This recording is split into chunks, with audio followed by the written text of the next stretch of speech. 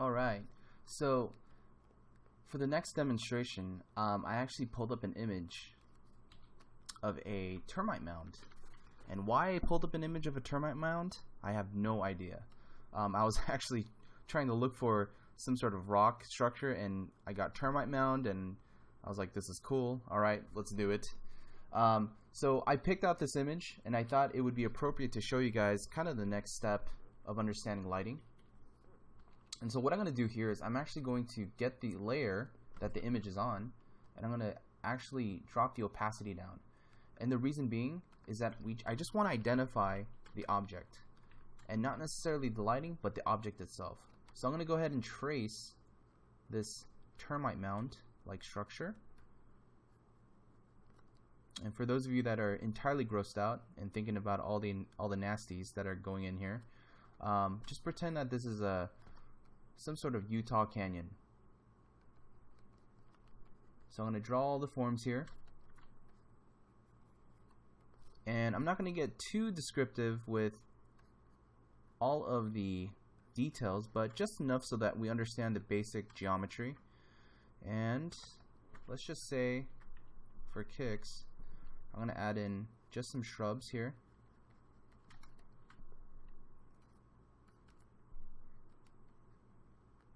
And let's just go ahead and add in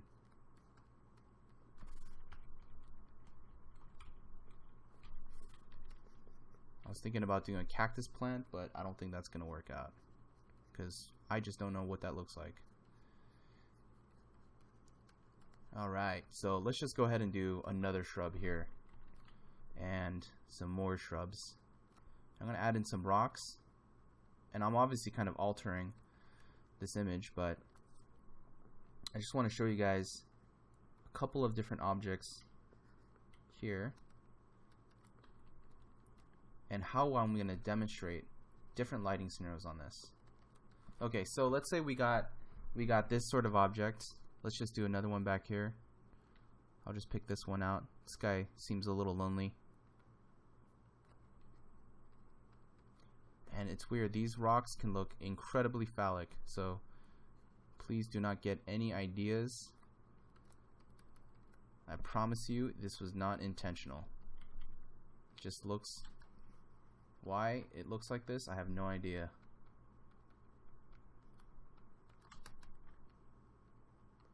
Alright, we'll add some more shrubbery back there.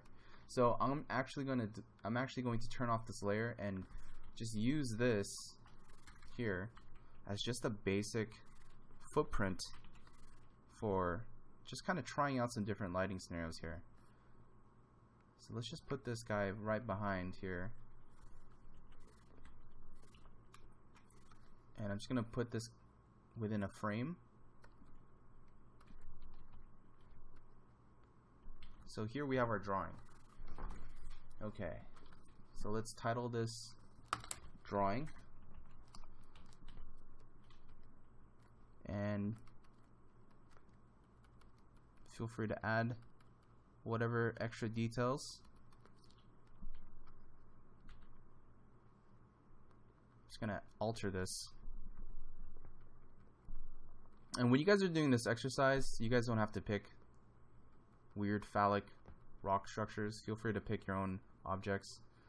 I don't know why I decided to use this for the demo, but I thought I was going to be painting or drawing a canyon.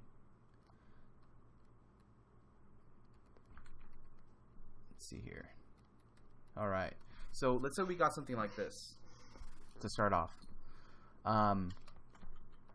And kind of repeating what we had here in all of our lighting scenarios, starting with top lighting, I want to test out how it would affect the object here.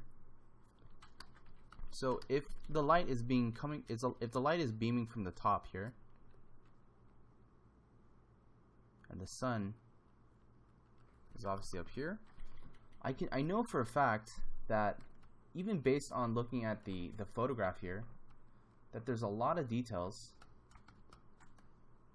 that are represented just through the use of light and dark, that I can actually translate the same details even when this object is being top lit. So just like how we handle the sphere, I can confidently say that the light is most likely coming from the top, right? So it's hitting the object here,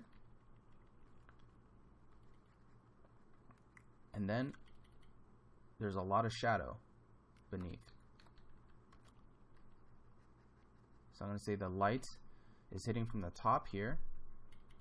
And all of these details I'm obviously kind of improvising here, but I'm saying that the light is going to be coming from the top, and that there's a fair amount of shadow just because of the way this object looks, or the way the forms are, that is casting small little shadows here.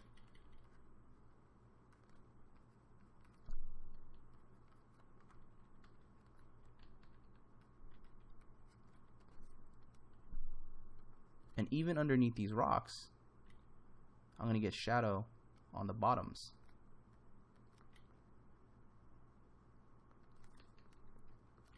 And even here,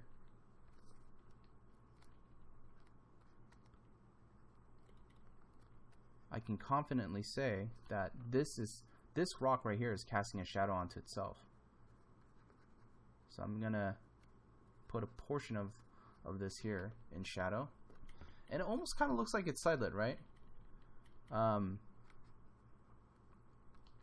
so it just depends on how much light is actually hitting this object. So I'm just going to say that a good majority of this here is actually being lit. And there's a large amount of cast shadow here.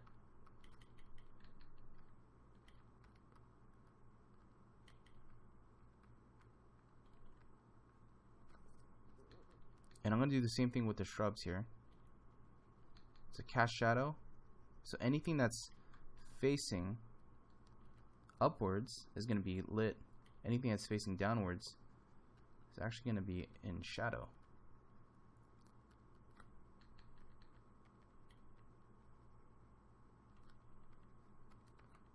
And the ground is extremely lit, because the ground is facing directly up, right?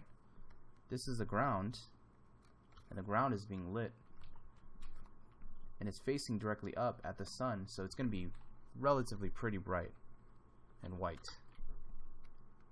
So let's go ahead and do this object in the back here, this rock form.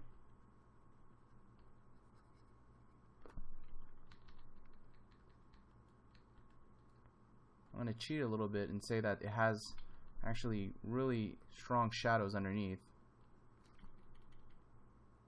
so we can really sell it that it's being lit from the top.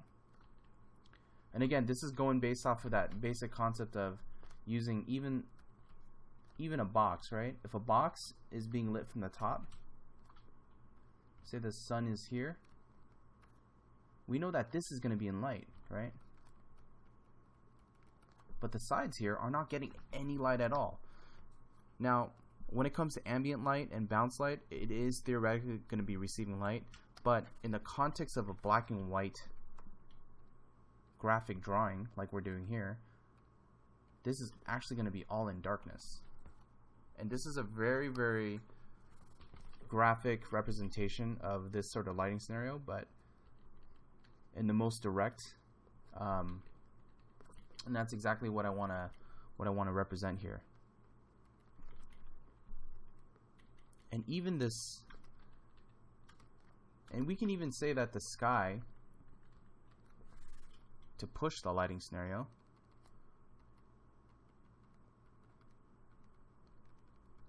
is slightly darker, just to really get the forms to read.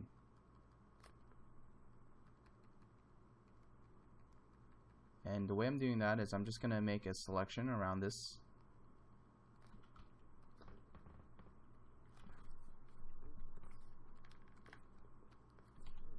But just to show you guys as a demonstration that it's being top lit, right? Obviously, we wouldn't be using 3 values here. It would most likely be like that. It'll be top lit.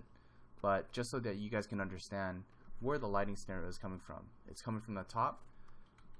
And so we're gonna get a lot of the shadows underneath and the light from the top. So this is top lighting. Now let's do backlighting. So backlighting is pretty simple, right? The concept is simple. The sun is back here. Everything's going to be backlit. So this object here, if we imagine that this is a sun, then everything that's facing away from it is actually going to be in shadow. So a lot of this stuff here, we can almost guarantee that this is actually going to be in shadow here.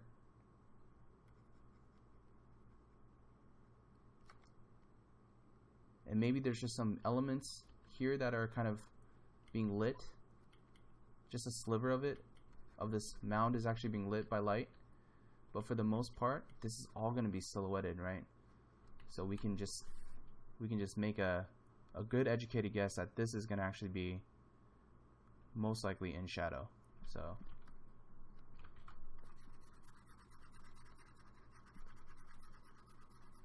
if you want to have slivers of light, you can, that are facing a little bit of the sun.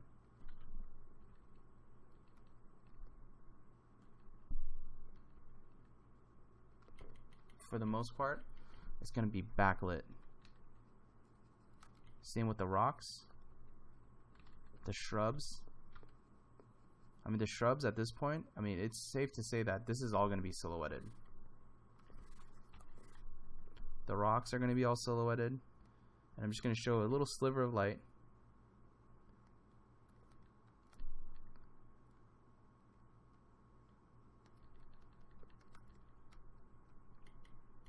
Same with this rock mound here. It's all going to be in shadow.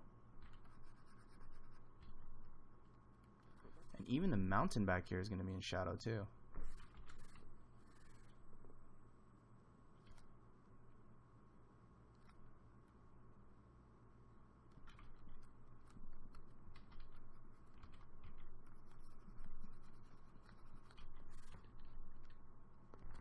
So if I have this kind of lighting scenario, right, where do you think the shadow would be?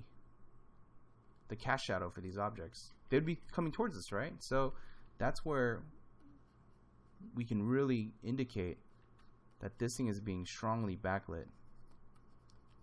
Just mainly due to the direction of the cast shadows here. And depending on how low the sun is, the longer the cast shadows are going to be.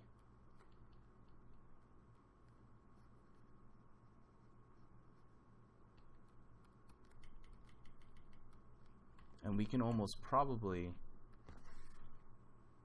a lot of the bottom section of this frame is actually going to be in shadow, just because it's going to be casting a really long shadow, right? That's why a lot of concept art and film actually use this lighting scenario, because look how dramatic it looks already. All right, it looks really cool. Just have everything backlit. It's all mysterious.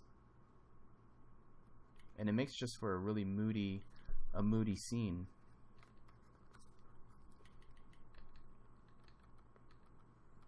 Just some more pebbles and things like that that are most likely casting shadows here.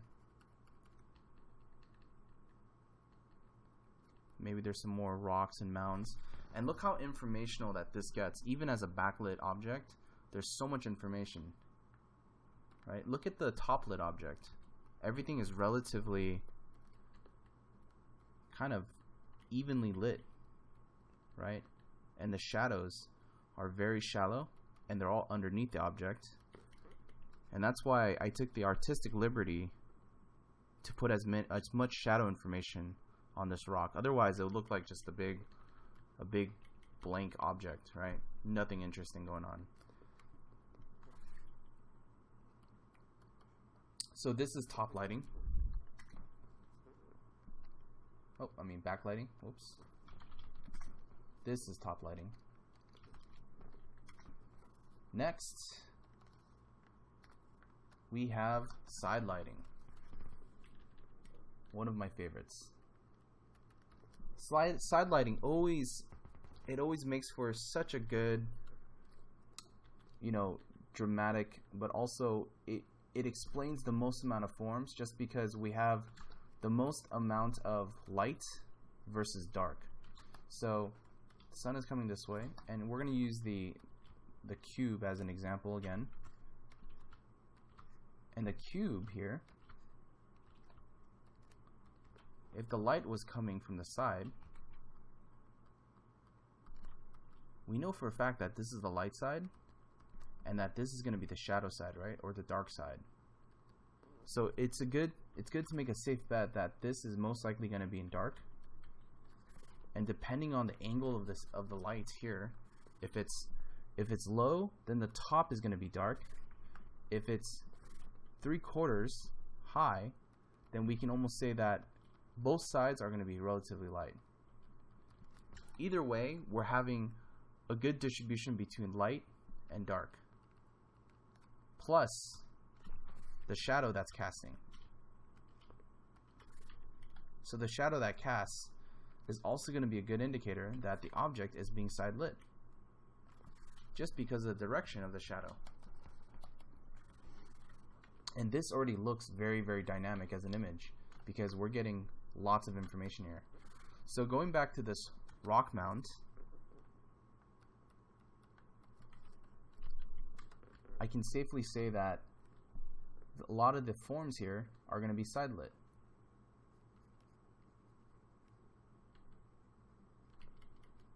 And just like the cube, there's going to be a good distribution of light and dark.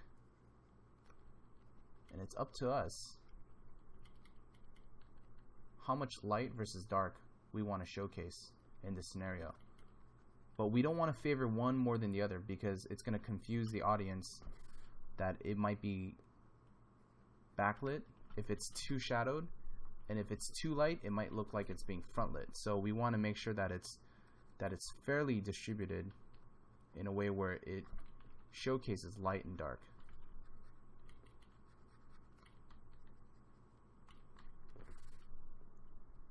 And I'm just making some lasso selections here, just to paint just some details rather than having to use a brush.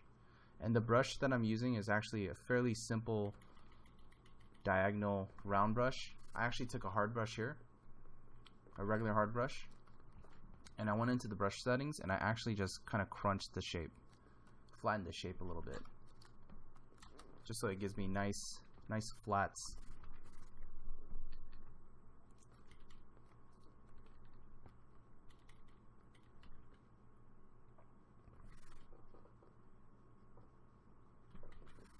Lasso this side, give it just a little bit more shadow here, just to kind of vary it up.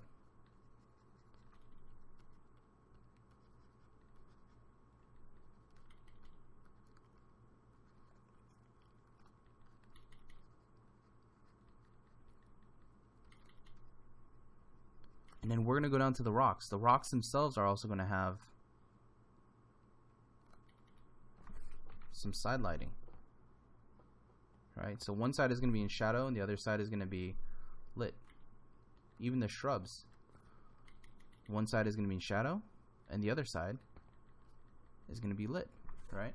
So depending on the angle here, this side of the shrub is going to be lit, and also what's facing towards the back facing sides of these leaves are going to be backlit.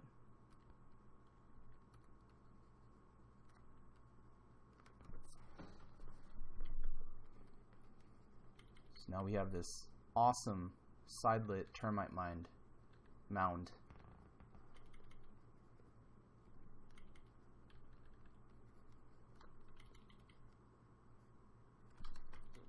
Okay, let's do these other objects here, these rocks. So typically what I like to do is I like to shade all of the objects that are being lit individually before I start doing any cast shadows, just because it's easy to get, it can get really overly complex, and I just want to make sure that the objects themselves are relatively reading clear and they all have the right cast shadows, or the right shadows, I mean, the right shadow side before getting into cast shadows.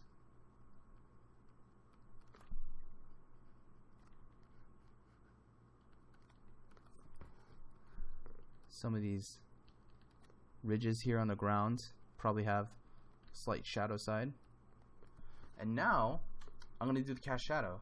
So just like the cast shadow on the cube, the cast shadow is going to go sideways, right? Because it's being side lit. So I'm going to do all the little rocks first. Make sure that it's being side lit. Let's go ahead and marquee or create a little selection around this box so we don't go off the page here. Do a little shadow of the shrubs.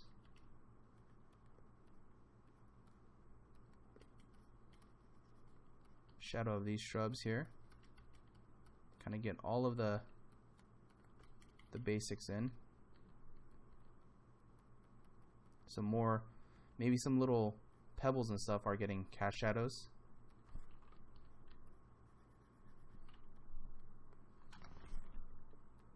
And now the cast shadow of this large mound.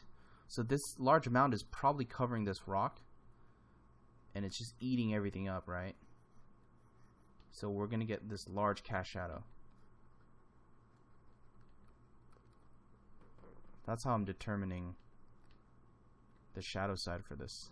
And even the shrub is also going to get shadow, cast shadow as well. It's probably going over the rock mounds here. And this is the reason why I wanted to kind of do all the small objects first before we get into the large one, because it gets very complex. You can see already that there's a lot of overlaps happening.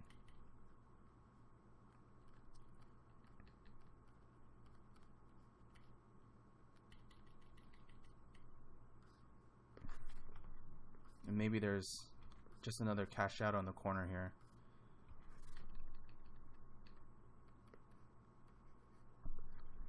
And we're missing just a little bit of the shrub. I'm just going to get just some light hitting on the leaves here. So I felt like it just kind of disappeared when we put the cast shadow. So I just want to indicate just some of those shrubs back.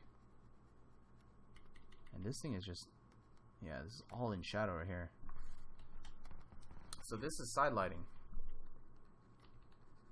And notice how, you know, when I'm doing these types of lighting scenarios, especially for the graphic nature of this type of sketch, I'm keeping the shadows and all of the details relatively simple. And that's kind of the trick to getting these sketches to read very clearly, is you want to have a nice simple graphic representation.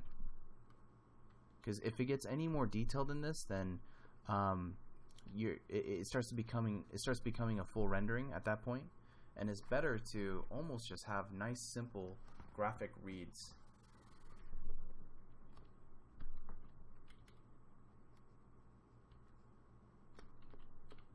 So for those of you that are trying this at home, just be sure to keep it simple at first and then add the necessary details if it's lacking any.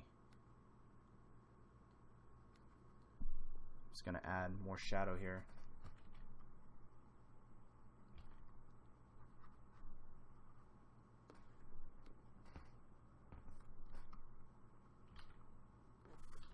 Maybe there's like a little bird or something. You can have fun with this, you know? Beep.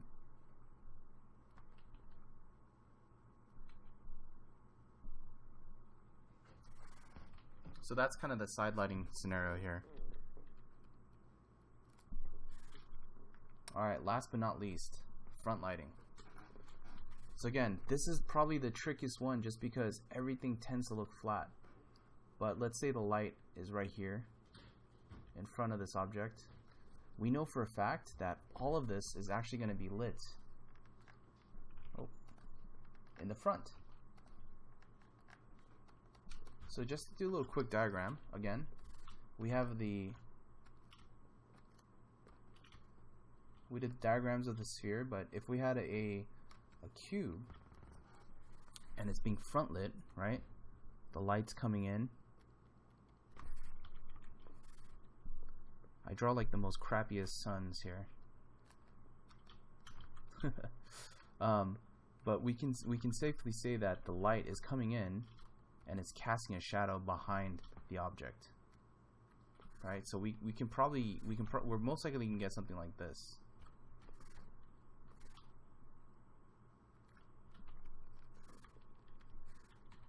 Probably casting a shadow that's going behind the object. So this is saying that the light is directly in front of us.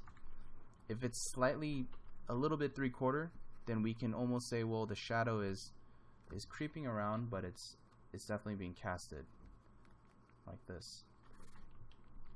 If the light happens to be very low, then it's gonna light these two faces here, light and light. The top side is actually going to be darker. Then at that point we're saying that the light is very low. So let's go ahead and apply that to this drawing here. I'm going to render this. So this is almost like, imagine this is going to be a combination of what we did on the side lighting, but it's going to be even more front lit, right? So it's going to have more shadows here, being very, very not as descriptive as our side lighting here, but the shadows are almost very thin because the front side is actually being lit very, very brightly and is being lit very directly. So a lot of this stuff here is actually fairly narrow in terms of the shadow here. So we're not getting as much information. It almost looks very flat, right? And that's the thing about front lighting, is that it tends to look and make a lot of objects look very flat. And even these rocks here are not getting any shadow information. It's all kind of peeking behind it. Same with the shrubs too. The shrubs, there's only maybe 1 or 2 leaves that are in shadow because it's casting a shadow onto itself. Same with this rock in the back here. Very shallow in form. Shrubs. Some additional rocks. And that's kind of what we get, right? It's very boring. Now, in order to really sell this, what do we need? We need the shadow, right? The cast shadow. The cast shadow is what's going to help explain the direction of light. So this is where I'm actually going to be casting a shadow not towards us but away from us. And so this is going to explain how the object is actually being lit. And so we're going to have really large cast shadows back here from these rocks and this mound.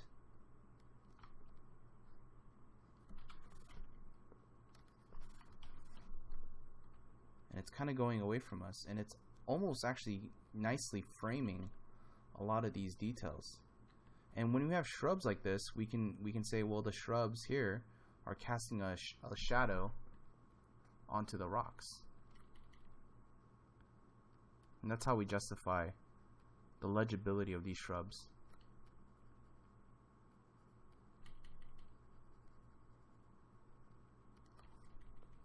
And just to kind of really sell this point of lighting, I can say that there's maybe another object in front casting a shadow here.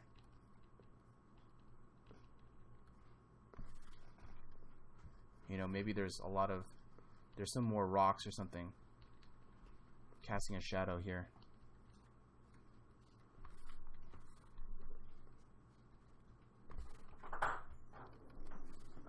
And just to really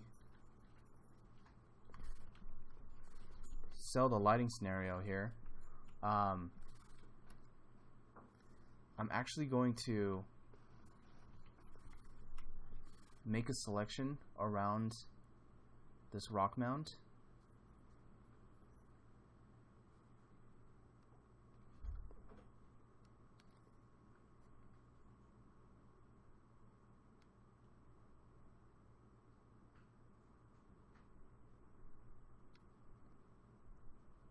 Let's do that. It's not going to be the cleanest, but I'm going to try to get it as clean as I can. Make a selection here.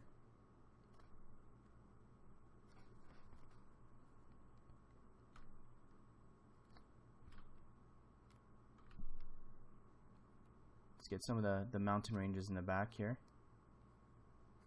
And the next thing I'm going to do is I'm actually going to fill. I'm going to invert this and I'm going to fill it with black. And we're going to get this. It's kind of really dramatic here because it's like covering everything. But I'm going to fill the frame, or I'm going to marquee the frame, make a selection on the frame. I'm just going to go ahead and reveal this side. And this is going to immediately give us the illusion that this is being front lit. And the reason why I darken the background is to really sell the point that this object is being front lit. And typically if you guys look at a lot of front lit objects, whether it's a photograph or a painting, you'll notice that the sky or the object behind it is going to be relatively darker, mainly because it has to do with the amount of exposure, but also just the direction of light. Light is hitting this here, and the sky is going to be darker, right? Because the sun is on the other side. So even when we look at some of the photo examples here on this front lit object, notice the sky here is actually darker. It's dark enough that, you know, we're able to distinguish the objects that are being lit in the front and the shadows being in the back.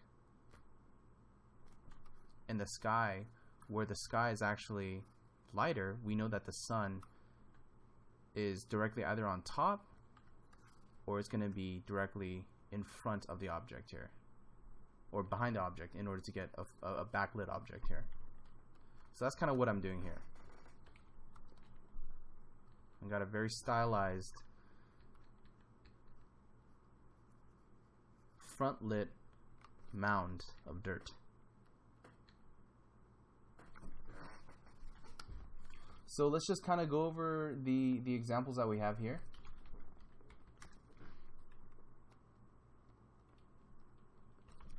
We just kind of mark all this stuff down. So to start off, we had our top lighting, our back lighting, our side lighting, and our front lighting. So I hope you guys understand this portion. Feel free to try out this demo. I have the drawing here. If you guys want to follow the exercises, feel free to do that, and we'll move on to the next demo.